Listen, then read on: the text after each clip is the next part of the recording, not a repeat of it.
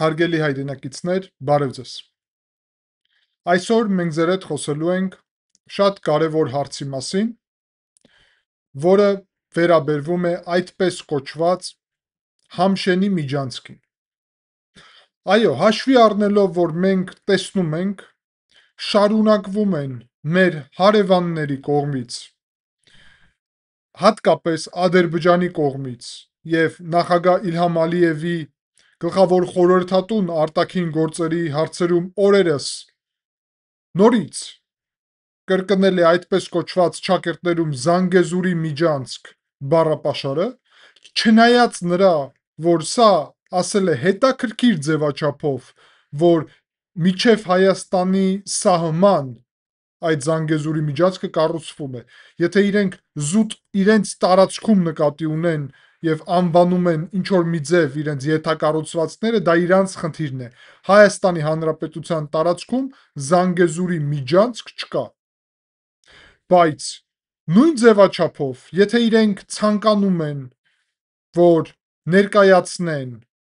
այնինչը միջանցք չէ, այնինչը չունի էքստրատերիտորիալ, արտատարածքային, միջանցքային տրամաբանություն, ուղղակի ուզում են անվանել բառով միջանցք, ապա բացի նրանից, որ Հայաստանի համար Նախիջևանի միջանցքը շատ կարևոր ուղի է Երևանից միանգամից Իրանի հետ կապնվելու, բացի Սյունիքի մեր տարածքով, ապա նաև հետաքրքիր տրամաբանություն կարա լինի, եթե Թուրքիայի մեր գործընկերները նաև օգտագործեն Զանգեզուրի միջանցք բառապաշարը, ապա Հայաստանի համար հետաքրքիր է Համշենի միջանցքը։ Եթե միջանցք բառը չօգտագործեն Համշենի ուղին, եթե Զանգեզուրի միջանցք չի, այլ Սյունիքի ուղի է, հարցը դրանում չէ։ Հարցը նրանում է, որ մեր համար իրոք շատ հետաքրքիր եւ կարեւոր է այդ ուղին, որը կապում է Երևանը, Գյումրին,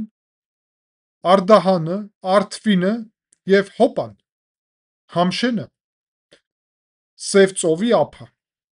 ամենակարճ ճանապարհն է առաջի հերթին դեպի մեր հայրենակիցներ, դեպի Համշենահայություն։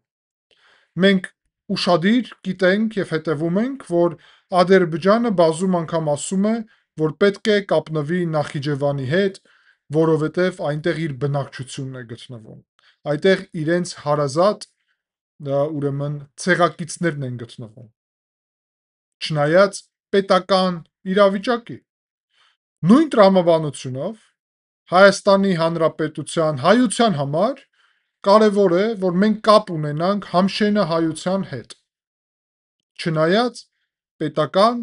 եւ ուրիշ իրավիճակի, իհարկե իրանք գտնվում են եւ ապրում են Թուրքիայի Հանրապետությունում։ Իհարկե իրանք Թուրքիայի Հանրապետության քաղաքացիներ են, այն էլ լավ քաղաքացիներ են Թուրքիայի Հանրապետության, բայց իրենք հայեր են, իրանց ընկալում են հայ եւ այստեղ եւս մեկ անգամ շատ հետաքրքիր է, որ Կտրիչ Ներսիսյանի այդ մոտեցումը, որը փորձում է հայերին բաժանել կրոնային ուղղությունով, ինքը չի կարող իրականում մեր համար ընդունելի լինի, որովհետեւ ինչպես միջև քրիստոնեություն ամբողջ այդ հատվածում մեր ժողովուրդը, մեր արքաները Տիգրան Մեծը խոսքին հայ են եղել, են էլ ինչպիսի հայ, նույն ձևաչափով ոչ միայն հայ առաքելական Սուրբ եկեղեցու զավակներս, այլ նաև հայ կաթոլիկ եկեղեցու զավակները եւ մուսուլման հայերը Համշենի հայերի շարքերում բոլորը հայ են եւ մեր գլխավոր գաղափարը հայերն են։ Ուստի մենք պետք է նաև քայլեր անենք այդ ուղղությամբ, որ այդ ճանապարհը, որը բացելու է ամենակարճ ուղին Հայաստանի համար դեպի Սև ծով, դեպի նավահանգիստներ Սև ծովից, այնտեղ մի շարք նավահանգիստներ են գտնվում Համշենում, որոնք կարճ ուղի կլինեն Հայաստանը կապելով Եվրոպայի հետ, Թուրքիայի տարածքով, ինչպես Թուրքիան Հայաստանի տարածքով կապնվելու է Ադրբեջանի հետ եւ Ադրբեջանը Թուրքիայի հետ, Թուրքիան կենտրոնական Ասիայի պետությունների հետ։ Մենք բացի նրանից, որ ուրիշ նաև ուղիներ է մեզ շատ հետաքրքիր Թուրքիայի տարածքով, առաջի ամենահետաքրքիր ուղին մեր համար առաջնահերթ ուղին պետք է լինի այդպես կոչված Համշենի միջանցք, որը տալու է մեզ հնարավորություն նաև, որ Հայաստանի Հանրապետությունը Թուրքիայի Հանրապետության հետ դիվանագիտական հարաբերություններ ձևավորելուց հետո նաև կարողանա այնտեղ մեր հայության հետ նաև ակտիվ ներգրավի։ Անհրաժեշտ է իհարկե աջակցել այն մարդկանց, ով ցանկանում է ուսումնասիրել հայոց լեզուն, ով ցանկանում է, լինելով Թուրքիայի քաղաքացիներ, այն էլ լավ քաղաքացիներ, ունենալ կապեր Հայաստանի Հանրապետության հետ եւ լինեն կամուրջ մեր եւ Թուրքիայի Հանրապետության թուրքական ազգի հետ։ Եվ ես կարծում եմ, որ այս ուղին շատ հետաքրքիր է։ Հատկապես հաշվի առնելով, որ սա ամենակարճ ուղին է, հաշվի առնելով, որ այնտեղ բազում հայրենակիցներ, իսկ վերջի տվյալներով, միայն հանրային տվյալներով մոտավորապես 150,000 համշենահայ կա, որը իրան հայ է ընկալում, արդեն չասած, որ շատ ավելի շատ 100,000-ներով եւ նույնիսկ ավելին հայեր կան, հայկական ծագում ունեցող մարդիկ կան, ով կարոտ են Հայաստանի եւ հայ ժողովրդի հետ կապին, որովհետեւ սահմանը ցավոք մնում է փակ։ Սա լրջագույն հնարավորություն է մեր համար եւ սա նաեւ օգնելու է Հայաստան-Թուրքիա հայ-թուրքական հարաբերությունների զարգացմանը եւ կայունացմանը։ Եվ ես կարծում եմ, որ նախագահ Իլհամ Ալիևի հայտարարությունը, որը օրերս ինքը արեց, նաեւ ինչ որ առումով խնդիրներ է փորձում ստեղծել Հայաստան-Թուրքիա հարաբերությունների ակտիվ զարգացմանը եւ բարելավմանը։ Եվ ես կցանկանայի, որ Ադրբեջանը չխաղար այդ բացասական դերը Հայաստան-Թուրքիա հարաբերություններում։ Հակառակը, կարծում եմ, որ պետք է նպաստի Հայաստան-Թուրքիա հարաբերությունների զարգացմանը։ Վարչապետ Նիկոլ Փաշինյանը օրերս արեց պատմական հայտարարություն, ասաց, որ KGB-ն է փորձել ձևավորել հայերի մեջ եւ առհասարակ ոչ միայն հայերի իրականում ընկալումը թշնամական, հայ, ադրբեջանական, հայ, թուրքական։ Ես չգիտեմ ինչու Իլհամ Ալիևը հենց այդ խոսքերից հետո միանգամից սկսեց խոսել Սևանի եւ ճակերտներում վերադարձի թեմայով եւ այլն, բայց ենթադրում եմ, որ հաշվի առնելով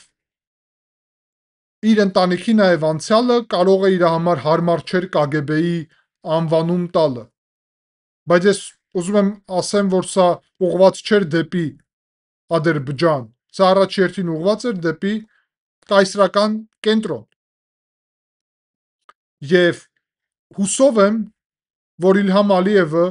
նորից չի փորձում Ռուսաստանի պատվերով խափանել խաղաղության օրակարգը, որտեղ Ռուսաստանը, որ դա ուզում է, օրերս Լավրովը բարձրահայտ դրա մասին հայտարարեց։ Ասաց, որ խափանելու են այս գործընթացը Թուրքիա-Հայաստան-Ադրբեջան կենտրոնական Ասիա լոգիստիկ կապերի բացումը, խաղաղության օրակարգը եւ այլն։ Դրանից հետո ագրեսիվ ռետորաբանությունով Իլհամ Ալիևը հայտարարություն է անում։ Ես տեսա նաեւ նախկին վերլուծությունում մարդիկ հարց էին տալի, թե ինչու ես դիմեցի Իլհամ Ալիևին խոսքերով հարգելի։ Որովհետեւ նախագահին այդպես են դիմում։ Եվ առհասարակ մենք պետք է հասկանանք ինչու է նպատակը։ Եթե քո նպատակն է ձևավորել խաղաղության օրակարգ, ապա մենք չպետք է այդ օրակարգից շեղվենք։ Դա առհասարակ չի նշանակում, որ մենք սահմանափակ ենք ուրիշ բառապաշար օգտագործելուց։ Հայաստանի ազգային ժողովի նախագահ Ալեն Սիմոնյանը ասաց ճակերտներում, որ պատմական հայրենիք փնտրելով ադրբեջանցիք կարող են հասնել Ալթայ։ Սա հասկանալի է, թե ինչպիսի ուղերձ է։ ինչպիսի բառապաշար է։ Բայց իմ բառապաշարում խոսքին ասելով հարգելի, նպատակն էր ցույց տալ, որ մենք ուզում ենք ձևավորել հարգալից հարաբերություններ, բայց հարգանքը երբեք չի լինում միակողմանի, երբեք։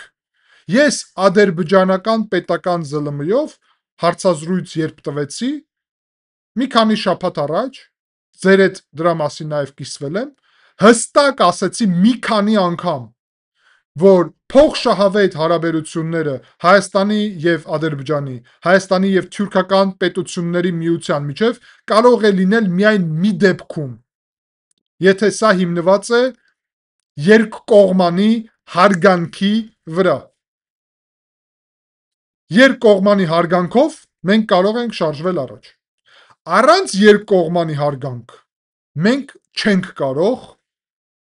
զարգացնել խաղաղության օրակարգը առաջ։ Դա չի նշանակում, որ մենք շեղվելու ենք խաղաղության օրակարգից։ Ինչ էլ անի Ադրբեջանը, մենք չենք շեղվելու խաղաղության օրակարգից։ Բացահայտ ասենք, որովհետև Ադրբեջանի նպատակը կամ ցանկությունը կարող է լինել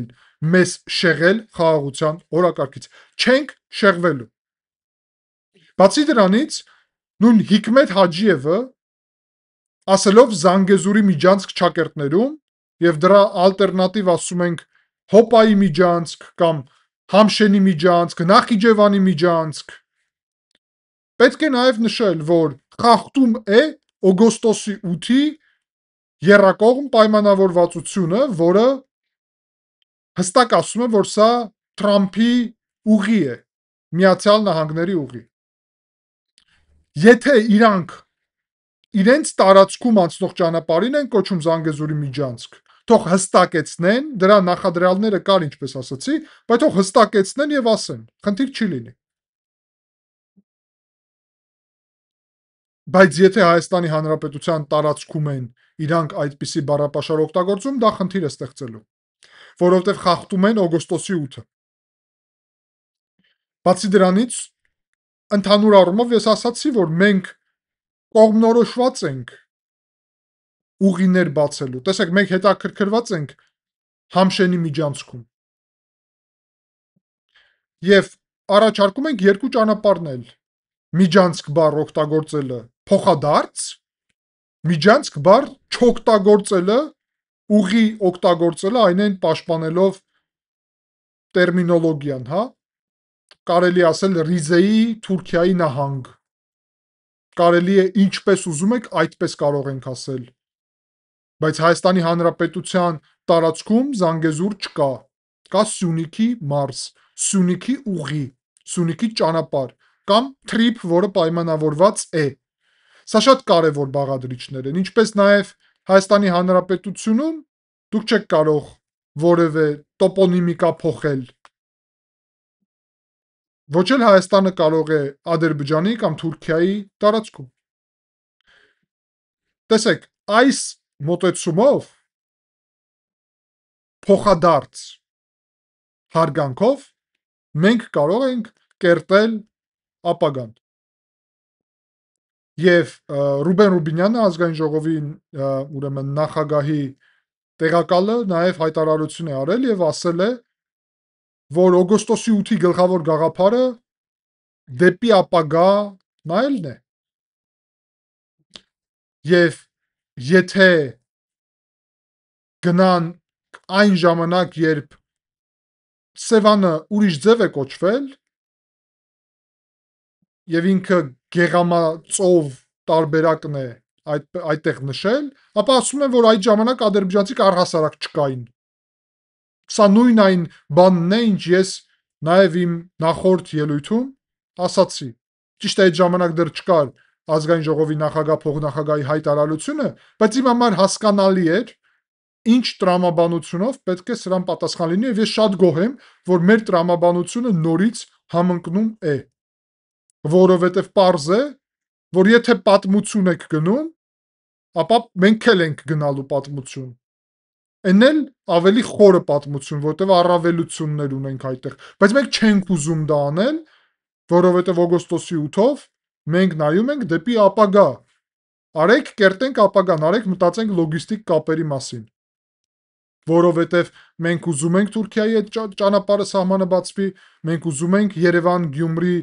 Արդահան, Արթվին, Հոպա ճանապարհը օգտագործել։ Դուք ուզում եք Իգդիր, Նախիջևան, Սյունիք եւ հետո Ադրբեջանի տարածքով Հորադիս եւ այլն երկաթուղի ուղիներ եւ այլն օգտագործել, ինչպես նաեւ ուրիշ ճանապարհներ Հայաստանի տարածքով Կարս Գյումրի երկաթուղու բացման մասին է խոսքը եւ այլն։ Գնանք դեպի ապագա։ Գնանք դեպի ապագա։ Եվ ես հուսով եմ, որ Թուրքիան այստեղ Ադրբեջանի վրա ազդեցություն կունենա։ Շատ անկեղծ եմ ասում, որովհետև Թուրքիան շատ ավելի հիմա իրեն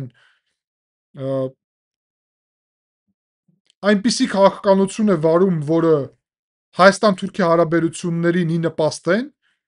իսկ Ադրբեջանը վերջերս բացելով ուղին դեպի Հայաստան, երեկվա այս հայտարարությունով նաև խնդիր է ստեղծում այդ նույն օրակարգի համար։ Ենթադրում եմ, որ Մոսկվայի մատը այստեղ խառն է։ Առանց Մոսկվա, այն էլ Լավրովը բացահայտ ասաց սրա մասին, այսպիսի բաներ չեն լինում։ Ուստի Թուրքիայի այստեղ կարևոր դերը դրական։ Կարա շատ լուրջ ազդակ լինի նաև մեր համար, որ Թուրքիան կայունացնում է այն սուր անկյունները, որոնք մեկ-մեկ ձևավորվում են Ադրբեջանի կողմից։ Ես նաև շատ ակնկալում եմ, որ նույնը կանի Ղազախստանը։ Մենք գիտենք, որ վարչապետ Փաշինյանի այցն է նախատեսված Ղազախստան։ Հուսով եմ, որ վարչապետ Փաշինյանը իր ղազախ գործընկերների հետ, նկատի ունեմ Կասիմ Ժոմարտ Տոկաևին եւ ուրիշ բարձր պաշտոնյաներին, կբարձրաձայնի այն հարցը, որ մենք ակնկալում ենք Ղազախստանից դրական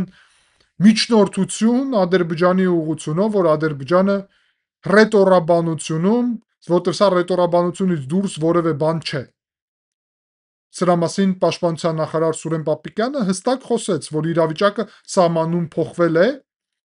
եւ առհասարակ Ադրբեջանի ռետորաբանությունն էլ է փոխվել։ Բայց չգիտես ինչու հայտնվում է այսպիսի ռետորաբանություն։ Ուստի մենք պետք է թյուրքական պետությունների միության հետ կոմպլեքսային աշխատանք ծավալենք, Թուրքիայի հետ մի կողմից, Ղազախստանի հետ մյուս կողմից, կարևոր դեր ունի Ուզբեկստանը, ես կարծում եմ։ Առանձին հետաքրքիր դեր կարա ունենա Թուրքմենստանը, շատ ավելի սահմանափակ դեր իհարկե Ղրղստանը։ Բայց ոչ միայն Ղազախստանի, այլ Ուզբեկստանի եւ Թուրքմենստանի հետ միասին նաև աշխատելը հետաքրքիր է, որովհետեւ նաև պետք է ասեմ ձեզ, որ Ղազախստանը պատրաստվում է շատ ակտիվ տնտեսություն զարգացնել, անհրաժեշտություն է ձևակերպել նախագահ Կասիմ Ժոմարտ Տոկաևը, որ աճեցնեն իրենց ՀՆԱ-ն շատ լուրջ թվերով, մոտավորապես 2 անգամ եւ մոտավորապես 200 միլիարդ դոլարի բաց կա ղազախական տնտեսությունում, որը պետք է լրացնել։ Մենք նաև գիտենք, որ վերջի ժամանակահատվածում Ղազախստանը լրջագույն պայմանագրեր է կնքել տարբեր պետությունների հետ ուրանի մատակարարումների ուղղությունով, որտեղ որ Ղազախստանը ունի առաջի դերը աշխարհում, ամենաառաջի դերը։ Ղազախստանը առհասարակ ինքն էլ սկսում է ատոմակայաններ կառուցել եւ դա արվում է ուրեմն Ռուսաստանի եւ Չինաստանի հետ միասին։ Բայց ուրանի մատակարարումները գնում են դեպի արևմուտք, հատկապես Ֆրանսիա։ Եվ այստեղ Հայաստանը դրանում շատ կարևոր գործընկեր կարող է լինել, որովհետեւ կապող ուղի է Ղազախստան, Ադրբեջան, Հայաստան, Թուրքիա, Եվրոպական միություն, Ֆրանսիա։ Բացի դրանից, Ղազախստանում սկսվել են նոր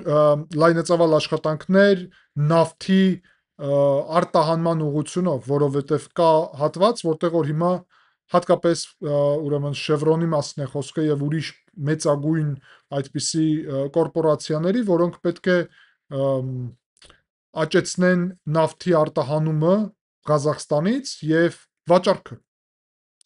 Եվ Հայաստանի տարածքով նավթի այդ տրանզիտը կարա շատ հետաքրքիր հնարավորություն լինել Ղազախստանի համար, նրա համար, որ հասնի մոտավորապես խոսք է գնում, որ Ղազախստանը կարող է